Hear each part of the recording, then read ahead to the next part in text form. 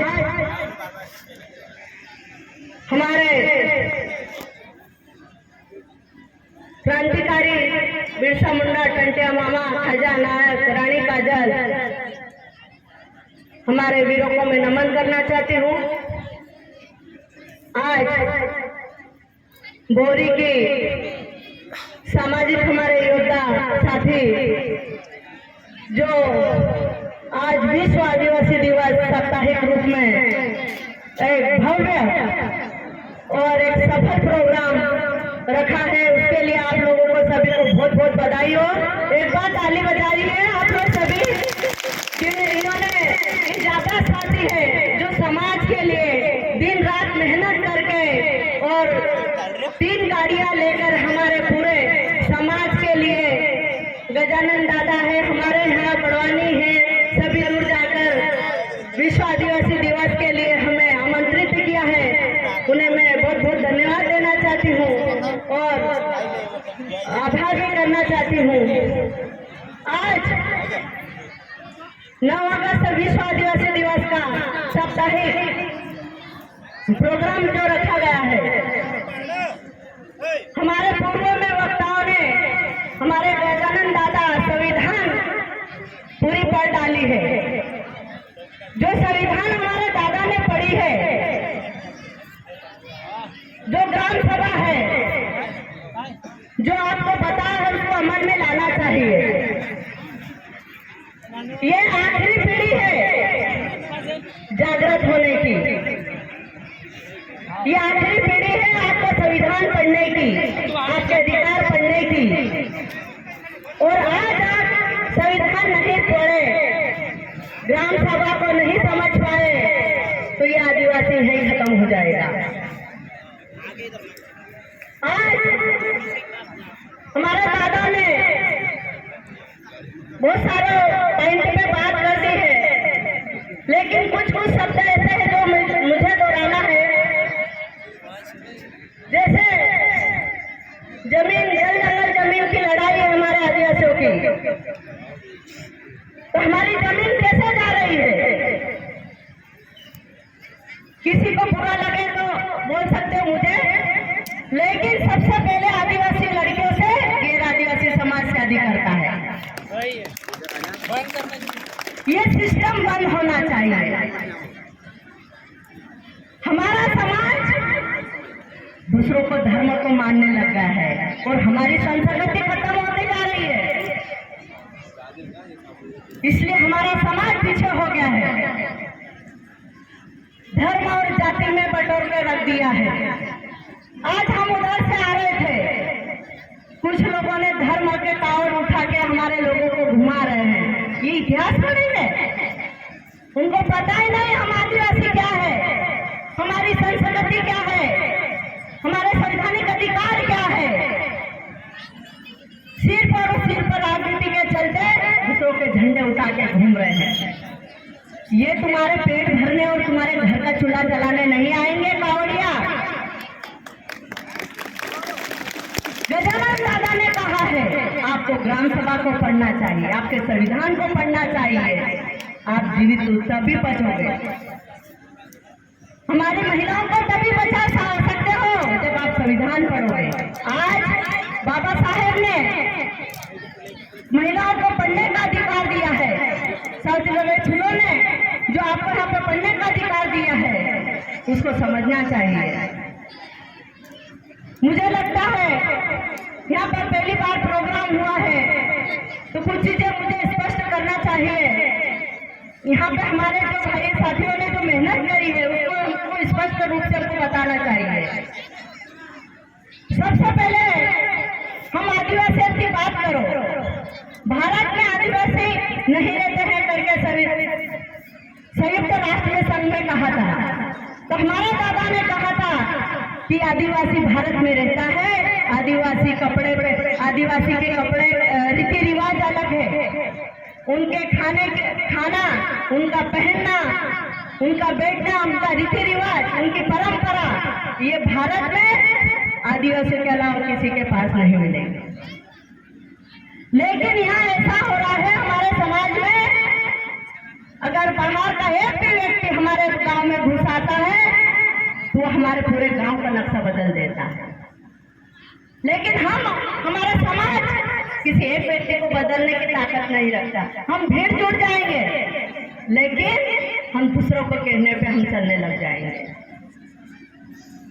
आज धर्म के नाम से आज ये 11 है, आज ये भगवत गीता है, आज ये पंडित है, उसमें पैसा खर्च कर देंगे।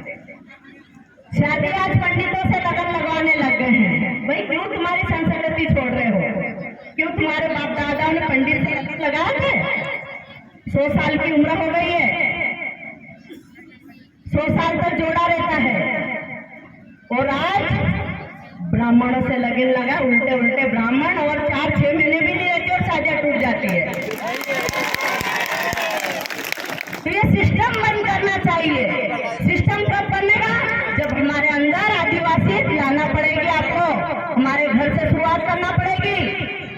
दूसरों के झंडे उठाना, दूसरों का गीता पाठ उठाना बंद करो। जो आपकी संस्कृति है उसको जिंदा रखो। ये हमारे महापुरुष है, इन्होंने जल जंगल जमीन और आदिवासियों को बचाने के लिए पूरे कुर्बान हो गए। तो इनके विचारों पे हमको चलना चाहिए, दूसरों के विचारों पे नहीं चलना चाहिए। समझ रहे हो मैं क्या बोल रही हूँ?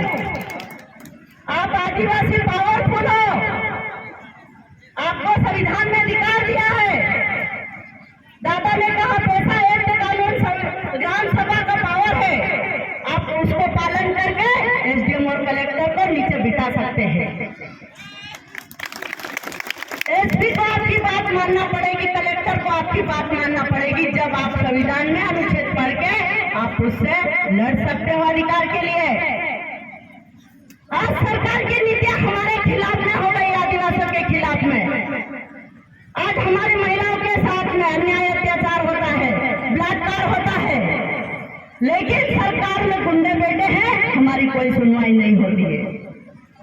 लेकिन मैं कहती हूँ आप में ताकत है तो थाने पे जाके पीआई और एसपी को बाहर करके आप न्याय कर सकते हो।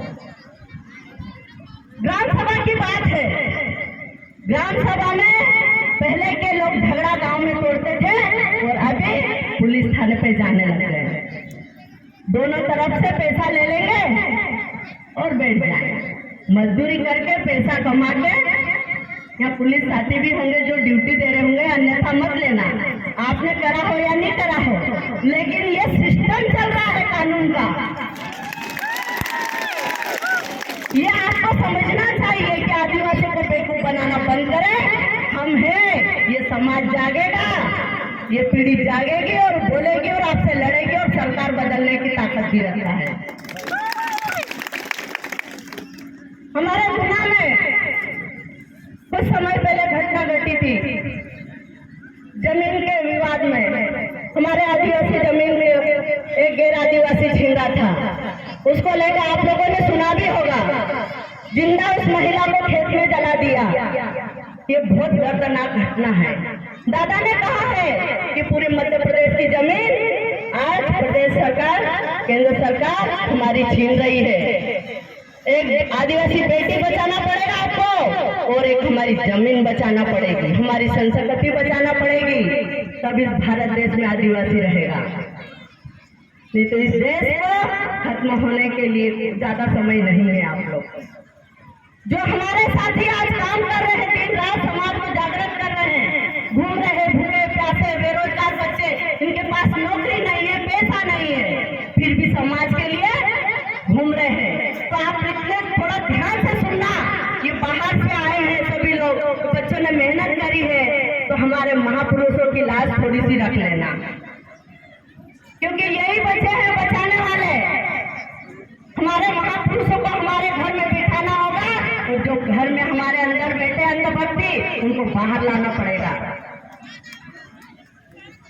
एक गांव में भगवत गीता होती, एक गांव में भगवत गीता होती तो 1 लाख रुपए लेके जाता है, पता है आप लोगों को?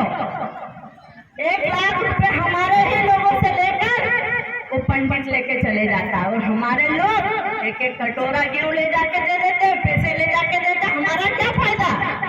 फायदा ऊपर वालों का घर चल रहा हमारे पैसों से। पता है आप लोगों को? ब्राह्मणों का पेट हमारे ये दान धर्म देना बंद करो, गांव में अच्छी शिक्षा लाओ, अच्छा स्वास्थ्य लाओ, रोड बनवाओ, आंगनवाड़ी बनवाओ, शासन से मांग करो, आप जिन नेताओं को चुन के भेजो उनसे काम करवाओ, वो काम तो बंद हो जाता। सिर्फ और सिर्फ धर्म खाने को नहीं देगा, आपको लड़ना पड़ेगा। ये सब बंद करो, आपको शिक्षा, स्वास्थ्य, संवैधानिक अधिकार के लिए लड़ना पड़ेगा। और सिर्फ हमारी बहनों को बचाने का एक बेड़ा उठा लो, क्योंकि मध्य प्रदेश में सबसे ज्यादा हमारे आदिवासी बहनों के साथ में बलात्कार होता है, कोई आवाज नहीं उठाता। हमारी बहनों के साथ उनका मर्डर भी हो जाता है, लेकिन कोई आवाज नहीं उठाता, शासन प्रशासन भी चुप रहता है। आदिवासी और गैर समाज की लड़की के साथ, महिला के साथ कुछ होता है तो थाने चलाए जाते हैं, रोड काम किया जाता है, ये सारा सिस्टम होते हैं, हम कुछ नहीं बोलते हैं।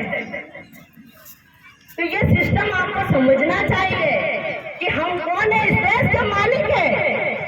ये सब बाहर के आए लोग हमको डरा रहे हैं, और शासन में बैठे प्रशासन में गुंडागर्दी चल रही है।